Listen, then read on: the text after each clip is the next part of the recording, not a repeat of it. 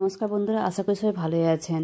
শরীর ভালো না থাকলে, শরীর যদি অসুস্থ থাকে, আপনারা এইভাবে একটা পরোটা বানিয়ে খেতে পারেন। এছাড়া খাট্টা মিঠা পরোটা আজকে আমি দুটো রেসিপি বানিয়ে দেখাবো আপনাদের, খুবই ভালো লাগবে আপনাদের। খাট্টা মিঠা আর খুবই টেস্টি।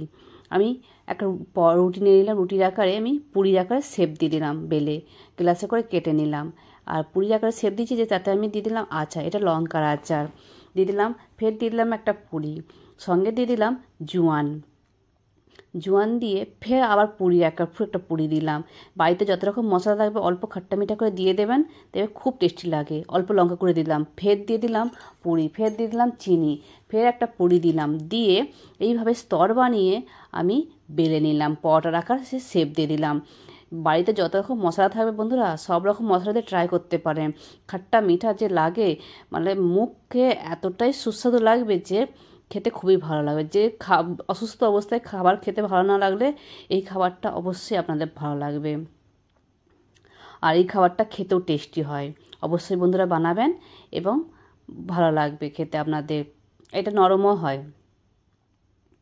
আর এখানে আমি আর একটা রেসিপি বানিয়ে দেখাবো আপনাদের। এটা হচ্ছে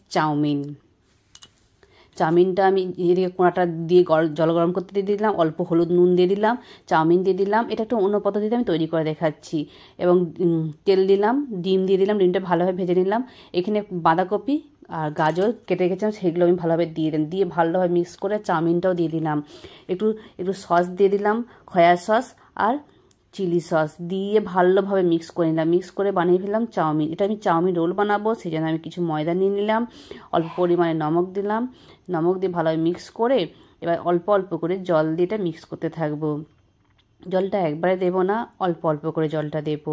একবারে জলটা দিলে বাটারটা পাতলা হয়ে যেতে পারে, সেজন্য আমি অল্প অল্প করে জল দিয়ে এই ধরনের একটা বাটার বানিয়ে নেব। এবারটা একটু পাতলা বানাতে হবে, টাইট বানালে হবে না, তো এটা পাতলা বানিয়ে নেব। এরকম বন্ধুরা বানিয়ে নেবেন। এদিকে আমি তাওয়াটা গরম করতে দিয়ে দিলাম, যেই তাওয়াটা আমি বানাবো সেই তাওয়াটা আমি গরম করতে দিয়ে দিলাম। তাওয়াটা গরম হয়ে আসছে, তো আমি দিয়ে দিলাম অল্প করে তেল। এই বাটারটা আমি এইভাবে দিলাম। আপনারা চাইলে তাওয়াটাকে এইভাবে হেলিয়ে করতে পারেন, বা চামচে করে বা ডাবুই করে আপনারা এইভাবে বিছিয়ে দিতে পারেন। এর উপরে আমি দিয়ে দেবো চাউমিনটা এইভাবে লম্বা করে দিয়ে দেবো, পুরোটা ছড়িয়ে দেবো না, লম্বা করে দিয়ে দেবো। এবং বাটিসাপটার আকারে রোল বানিয়ে নেব। বাটিসাপটার রোল যেমন যেভাবে বানাই সেভাবে আমি রোল বানিয়ে নেব।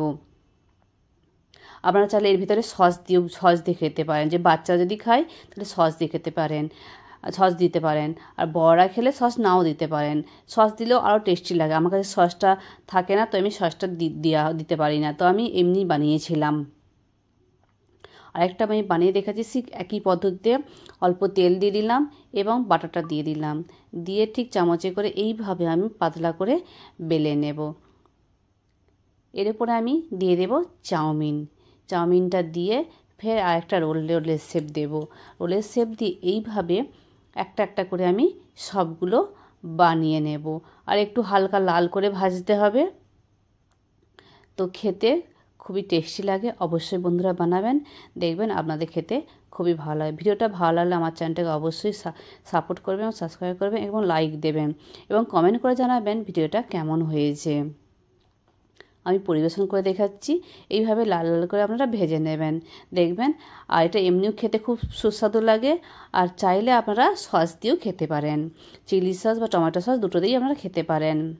একটা আমি আপনাদের দেখাচ্ছি যে কেমন হয়েছে। দেখুন কতটা নরম আর খেতেও